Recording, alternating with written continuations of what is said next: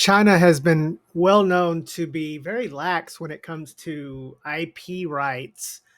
And a couple years ago, when I first got into this hobby, I discovered after trying the Miyoo Mini and the Miyoo Mini Plus, I discovered the wealth of clones and knockoffs that permeated the whole environment.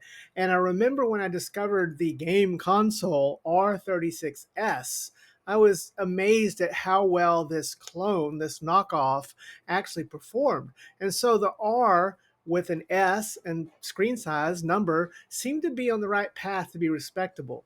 But now, flash forward 2 years later, and there are so many clones and so many people like that company trying to make their product look like Ambernix that we have an issue where you can no longer trust if it has the R letter in front of it that it's going to be any sort of quality. Anyways, today we have yet another game console. We're looking at the R50S. Now, again, we would love to say that the R50S, like the R36S, is in the same line, the same lineage, but we're going to have to stay tuned and find out. So remember to hit that like button and subscribe so you never miss an episode of our awesome content. But let's get this PS looking portal. Yet another one. We've, done the M25 and we've done the other couple that are shaped like this. But let's get this out of the box. Let's take a look and see if this is going to live up to the R name, or is this yet another wannabe? Let's go.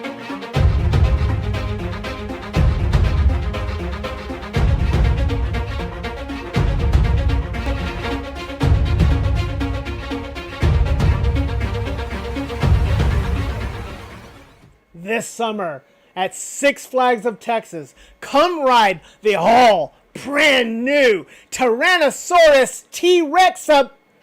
No, wait, I don't work for Six Flags. I don't like roller coasters, but my wife loves them. Hey, deadheads, welcome back to the channel.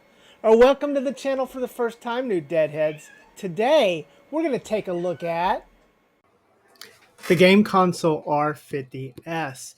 So, as always, we'll start with the box. And I got to say, the box is somewhat attractive. We do have a picture of the unit on here. We do have the R50S. And we do have the game console. How many different fonts? How many different fonts are we going to see game console come in? Game console? Is that like saying ketchup? Kool-Aid? I don't know. I don't get it because there's so many of these game console. Moving around the box, we do see a Playground Games. So perhaps Playground Games has something to do with this. Here's that more familiar game console logo. And moving to the back, and we do have our specs along with another picture of the unit. Now, this box says on the specs, as you can see here, it says that it's a Rockchip 3566. Which would put it in line with the SGGAM M25. But we're going to find out, is it really a 3566? Because looking further into this, there's some questions, but we'll get into that. But opening the box and taking it out, we do have our typical, no surprises here. We have our unit. Let's get the unit out of the way. And then we have our plastic, moving the plastic out of the way. And below, we do have a USB cord. This is our normal USB A to C cord, nothing there. We have some wipes, and we have a screen protector. So good thing. Now, this screen protector, what's going on with this screen protector? Look at the shape of this. That's kind of bizarre. What's going on with this? And it's kind of flimsy, so not a really excellent one. Moving on to our manual, and we do have the R50S. So we all love, or many of us love, the R36S. Is this gonna be the 5-inch horizontal of the R36S? Anyways, looking at the manual, we do have it in both English and Mandarin. And the manual is somewhat basic. Of note, it does talk about video out connecting to a TV using an AV cable with the red and yellow. I think that's a mistake. We don't have any specs here, so it doesn't refer to the CPU in the manual, even though, again, it's stating that it's a 3566 on the back of the box. So we shall see. Let's put this back together and get it together. And let's take out and look at the actual handheld itself. Hey guys, Sorry to interrupt the video, but I wanted to take a moment to talk to you about something sent to us by our friends at MechDiy. So they sent us over an amazing card. It is the Surwish 256 gigabyte card for your Miyoo Mini Flip. That's right. If you want to have just a pre-set up experience with the games properly scraped with an amazing custom firmware that they created, then check out the link at the bottom here and get your own version of the Surwish OS for the Miyoo Mini Flip. Now, I've been playing this and testing it out, and it has a bunch of awesome themes. It's got everything set up easy to go, and it is based on a version of CrossMix. So yes, this is awesome. I do highly recommend this. And again, if you already have the Flip, you can simply buy the card, or you can buy the card with the Flip itself. Again, hit the link at the bottom. We want to thank our friends at MechDiy for sending this over for us to look at and test. But yeah, this Surwish is awesome. Also, check out the open source firmware at the GitHub. If you would want to set it up yourself, you can do that as well. Anyways, back to the show. Okay, so now we have the handheld out, and very first thought on picking this thing up is it is light. It is light in the kind of way that's not really a positive. It feels very toyish. It just feels light, like not a great plastic to it. It rattles a little bit, but immediately I can tell that the build quality on this thing was not the priority for it. We can see from the screen on here, it does have this angled cutout explaining why the screen protector was shaped like it is. But holding it, one thing I will say immediately is it feels comfortable to hold, especially with the sticks. So there may be some redeeming qualities to this as we look further through it. But as always, let's start looking at the hardware, and these buttons. The buttons are connected. Now, these buttons are very similar to the type of buttons we're used to seeing on the R line, so not much difference here. They're not the best of the R line. They do have a little bit of a rough edge to them, as if they haven't been polished or sanded all the way, and they are connected, so they're okay. They're adequate. Don't hate them, don't love them. They're just kind of basic buttons. Moving over to the D-pad, and the D-pad style is good, but man, this thing sticks. It sticks. It doesn't have good fluidity to it. It doesn't pivot well. It's sticking. I already can tell that I think it's going to be a problem.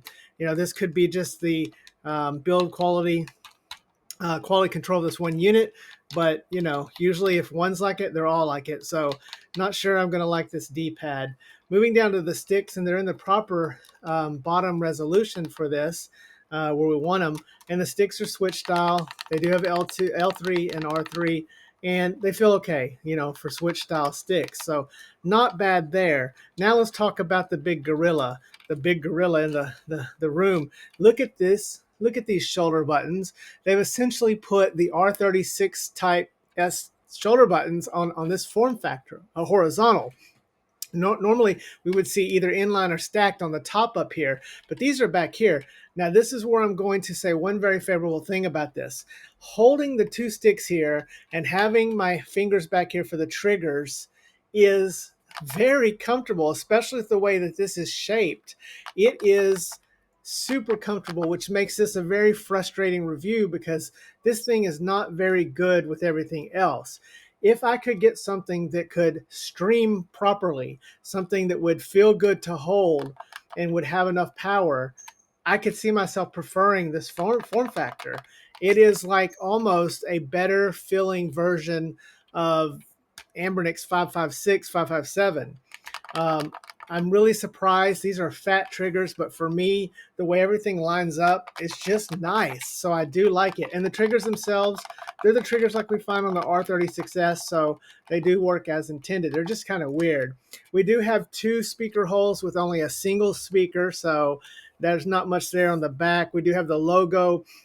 We do have two TF card slots, an OTG and a DC slot on the top, rounding out that. And then where you would normally put your finger for the triggers, there is a volume rocker there, which I accidentally hit a few times, and then your power and reset button. So that's kind of weird. But again, if you put your thumbs here, or at least for me, for my hands, my thumbs here and my index fingers back here on the triggers, I found this to just be very comfortable.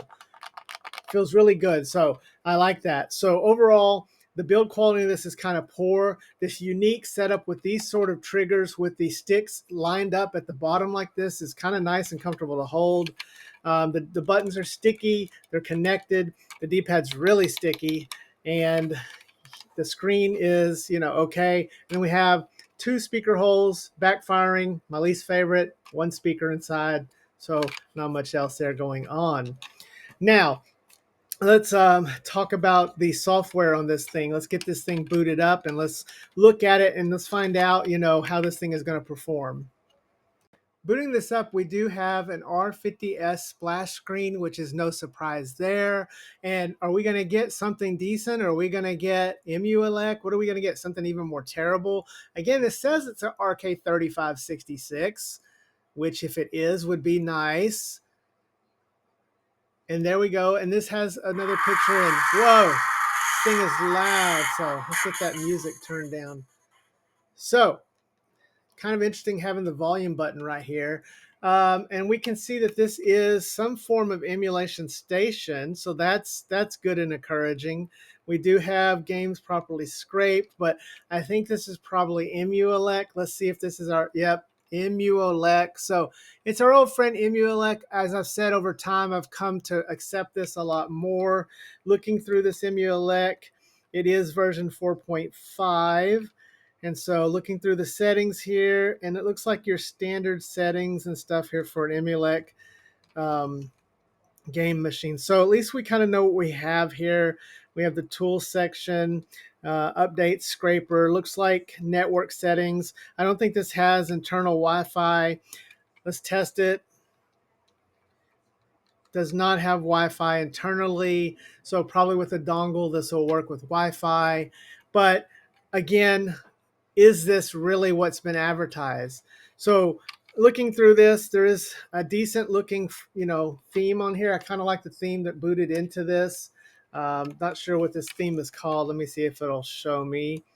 This theme set is Art Next theme. So that's pretty nice. There's about 7 themes loaded on this. And again, with a dongle, you should be able to get into Wi-Fi and download more themes, although I did not do that.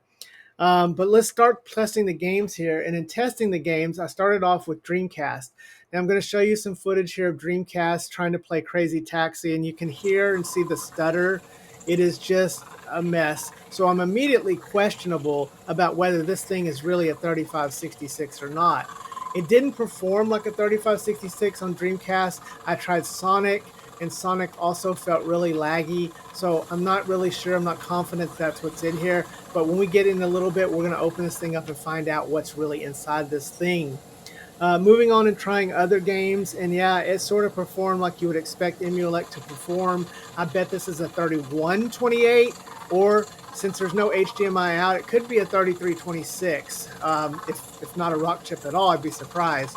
But going through the software here and playing some game footage, it performed at what I'm guessing is either the 3128 or the 3326. That's not a very favorable experience here. This D-pad is not very good on this. Again, with the build quality, the only thing I liked about this is the actual stick position with these triggers. Just again, with the way this thing grips, it's just pretty comfortable. But this is a Linux-based system, and you probably could get Moonlight set up on this. I don't see it here in the system. Sometimes they'll have Moonlight in there. Which, tells me yet again, this is not a 3566 for that. So let's get this thing open and let's find out what's inside of this. And so I did open this, and I'll show you the footage here, and ding, ding, ding, ding, not a 3566. Oh my, the box is wrong, or they lied, or they're inaccurate, or whatever you want to say. No, but it is have a rock chip, and it is a 3326. So this is going to possibly be able to have some better custom firmware, but the hardware here is just not that great. So let's wrap up this review of the R50S to be quite honest, this is a big disappointment. It doesn't deserve the R letter on it. It's not that great. If you want the PS Portal form factor, there's a couple of other reviews we've done, but most notably with a real rock chip 3566 is the M25 from SG-GAM. Go check out that video of that one. That is a decent handheld in the shape of a PS Portal. The only thing that I can even say I kind of like about this is the way that these sticks and shoulder buttons work together. But other than that, it could be worse. This coming out 3 years ago probably would have been like, oh, this is kind of neat. This isn't too bad. But we know now that there's a sea of clones, there's a sea of choices, and this just simply doesn't cut it. So for Dead Fred, this is a pass. Perhaps you've reached this video and this has been a year or two. Maybe somebody's made this better. Maybe they revised it. But right now, Games Playground, Game Console, whoever made this, I just think that it could be better. It needs better quality control. It needs better feeling hardware. And this screen, which I don't even know the true resolution on it, it's purported to be a 4:3 screen. I think it's actually a 16:9. But let me know, guys, if you have a foolproof way of checking. I'm not real good at that, checking to see how the screen or verifying it. The software didn't tell me anything. It didn't tell me the CPU either, so I had to open it up. So I don't even know what screen we have in this thing. But anyways, that's our review of the R50S. It's cheaply made. It rattles. It's not advertised accurately. The box is incorrect about the specs. It's just not great. Anyways, guys, remember to hug your loved ones and love your hugged ones, because tomorrow is never promised. We'll see you next time with some more e-waste, guys. Dead Fred out.